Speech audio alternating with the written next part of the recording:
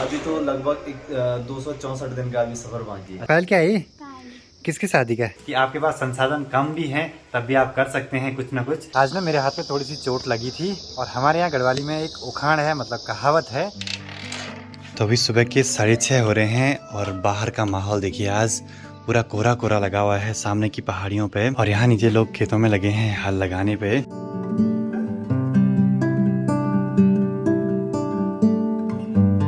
सबसे पहले आप सभी को मेरा प्यार भरा नमस्कार। मेरा नाम है आलोक राणा और स्वागत है आप सभी का देवभूमि उत्तराखंड के बरसते हुए इन खूबसूरत पहाड़ों से। कल शाम को मैं एक ट्रैवलर भाई से मिला जो कि अभी मनसना में रुके हुए हैं और उनसे मिलके ना उनके सारे एक्सपीरियंस जानने को मिले कि कैसे वो यात्रा कर रहे हैं। तो आपसे भी मिलवाते हैं और एक मोटिवेशन मिलेगी आपको उनसे मिलके। देखिए आजकल 10 बजे वाली स्कूल लगी है तो ये छोटा बच्चा अभी जल्दी आ गया है स्कूल के लिए और बोला कि मेरे को ड्रोन की पार्टी चाहिए। बल मैंने कहा भाई जिस दिन तो काम करता रहेगा खेतों में या कुछ भी अपने घर पे रहेगा, मैंने कहा ड्रोन उड़ा के ड्रोन में निकाल दूंगा तेरे को। तो ये है जी इनकी स्कूल और उन भाई जी की बाइक तो ये है यहाँ पे लगी हुई। देखिए कितना अच्छा जुगाड़ करा हुआ है, जो मेटल के बॉक्स हैं बाइक पे ऐसे चिपका रखे हैं और यहाँ पे लिखा हुआ है 365 डेज उत्तराखंड, मतलब कि ऑल उत्तराखंड की राइड पे निकले हुए हैं, ट्रैवलिंग कर रहे हैं। बाकी दूसरे वाले बॉक्स पे अपने चैनल का नाम भी लिखा हुआ है। तो यहाँ पे मिली है कुंदन बिष्ट भाई से जो कि हैं नैनीताल से और निकले हैं उत्तराखंड यात्रा पे। तो थोड़ा सा मुझे कुछ जानकारी लेनी थी इनसे और आपके साथ भी वो बातें शेयर करनी थी। तो सबसे पहले तो स्वागत है मधमेश्वर वैली में। और आप बताइए कि आपकी मतलब अभी उत्तराखंड यात्रा पे निकले हैं तो अभी तक कितने दिन हुए आप यात्रा के? हाँ, मुझे 101वां दिन है, 100 दिन कंप्लीट हो गए हैं। अच्छा, तो अभी बस मधमहेश्वर कंप्लीट करके यहाँ तक पहुँचे हुए हैं। इसके आगे अभी कितने दिन का सफर बाकी है? अभी तो लगभग 264 दिन का अभी सफर बाकी है। अच्छा, मतलब पूरे साल भर एक साल का ट्रैवलिंग करना है? पूरा साल भर का ट्रैवल है। अच्छा, और एक चीज और जाननी है कि आपका पूरा प्री प्लान्ड है कि इस दिन यहाँ रुकना है या रास्ते में जो होता जा रहा है वो आगे बढ़ते जा रहे हैं? नहीं, जो होता जा रहा है वो नहीं, कहीं ना कहीं मतलब मैं निकलने से पहले इसमें 5-6 दिन लगे शेड्यूल को बनाने में। अच्छा। तो मैंने पूरा शेड्यूल बनाया है कि मुझे कहाँ कहाँ जाना है, किस डिस्ट्रिक्ट में कहाँ पर विजिट करना है, देखना है, उसको एक्सप्लोर करना है। अच्छा, तो पहले से प्लानिंग है। अच्छा। और सबसे बड़ी बात आती है कि आपका ट्रेवलिंग में खर्चे का क्या सीन है, मतलब कि कितना खर्चा आता है पर डे का एवरेज? देखो, पर डे का एवरेज बताऊँ तो 200-300 मान लीजिए। एक्चुअली मेरा जो यात्रा का मेन मोटिव है वो उत्तराखंड के धार्मिक पौराणिक स्थानों को लेकर के है। तो मैं शाम को जो रुकने का रहता है, खास तरह से जो हमारे मंदिर हैं और कभी क्या है कि मैं आश्रम में रुक जाता हूँ तो वहाँ पे थोड़ा बहुत खर्चा नहीं होता है।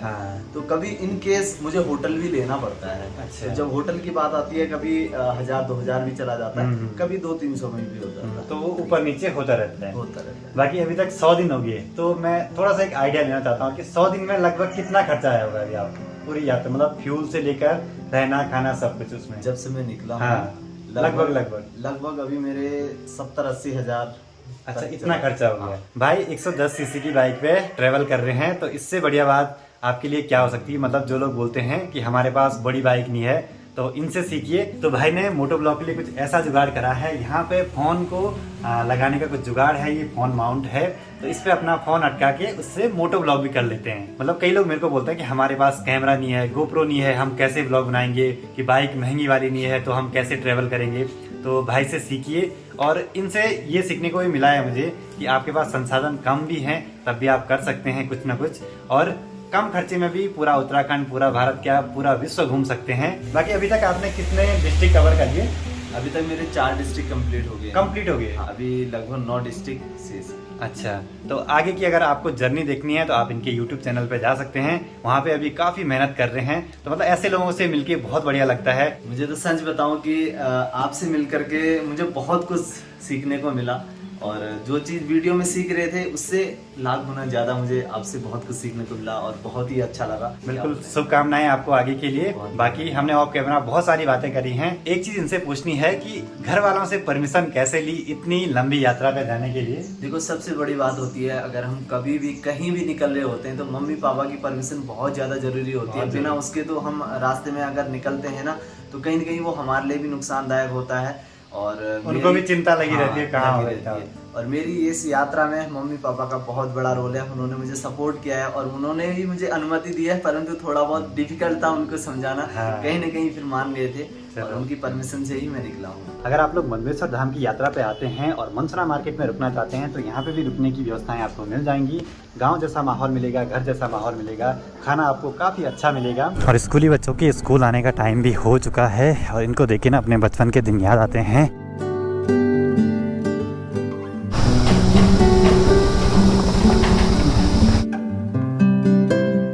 अभी माँ को देहरादून गए हुए लगभग 10 दिन के आसपास हो गए हैं और घर का काम हम ही कर रहे हैं। अभी पापा जी की तो स्कूल लगे हैं तो अब घर का काम मुझे ही संभालना होगा।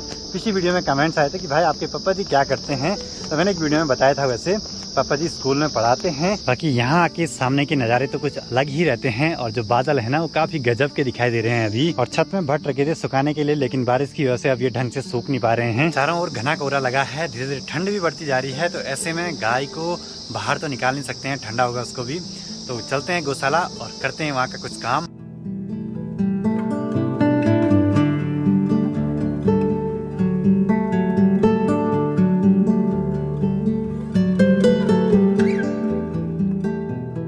अब यहाँ गौशाला में आते ही सबसे पहली एक बात मैं नोटिस करता हूँ, आंचल लोगों की जो ये गाय है ना, ये हमेशा मुझे मारने के लिए आती है।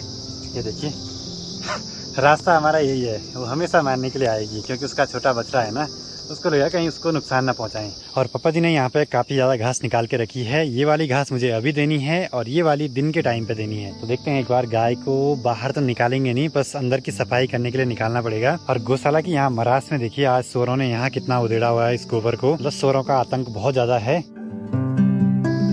तो इसको बोलते हैं हमारे यहाँ कीलू, जिस पे की गाय को बांधा रहता है, खुंटी जिसको बोलते हैं। अब मुझे एक बार पूरे अंदर गौशाला की सफाई करनी पड़ेगी। गोबर गोबर हो रखा है अंदर। गोबर की सफाई करने के बाद अब ये प्लान बनना है कि गाय को बाहर पे तो नहीं रखेंगे ऐसे मौसम में। आज मौसम ठंडा ही है तो गाय ने पानी भी ज्यादा नहीं पिया, अंदर बांध दी है। अब इसके बाद घर पे जाके घर का काम करना है, मतलब खाना खुना बनाना है थोड़ी देर में।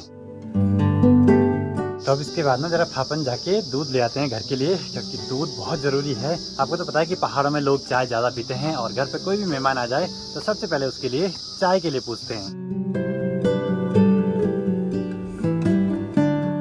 चलो जी, फापन से दूध भी ले आया हूँ और आधा किलो दूध, मतलब कि आधा लीटर दूध काफ़ी है अपने लिए। हमारे यहाँ ऐसे बोलते हैं, लीटर कम बोलते हैं, किलो ज़्यादा बोलते हैं। अब सामने केदारनाथ वैली से थोड़ा बहुत बादल छटने लगे हैं। अभी थोड़ी सी धूप लगी है तो मैंने गाय को बाहर निकाल के उसको चारा पत्ती दे दी है।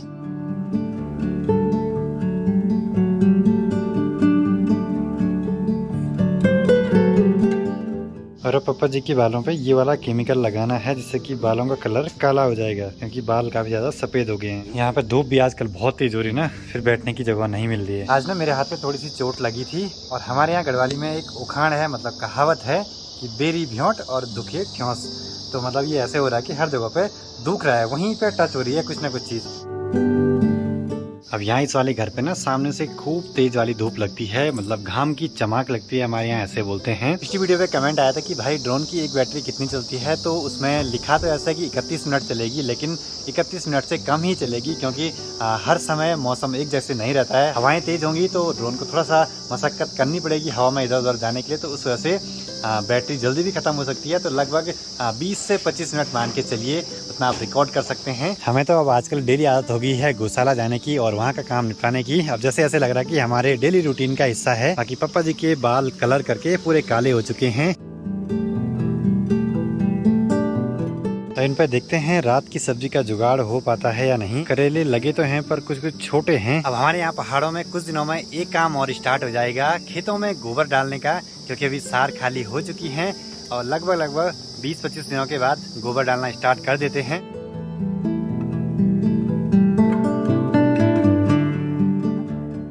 तो अब कल भी मेरी ड्यूटी लगने वाली है, तो पापा जी ने कुछ घास अलग करके रख दी है, कौन सुबह के देनी है कौन शाम को देनी है। तो यहाँ पे आज भी हमको एक अखरोट मिला है। अब ये अखरोट हम सारे इकट्ठा कर रहे हैं दीपावली के टाइम के लिए। एक दूसरा भी मिल गया यहाँ पे, ये देखिए 2 अखरोट मिल गया आज। घर पे पहुँचे और यहाँ पे पायल कुछ ले आई है। पायल क्या है?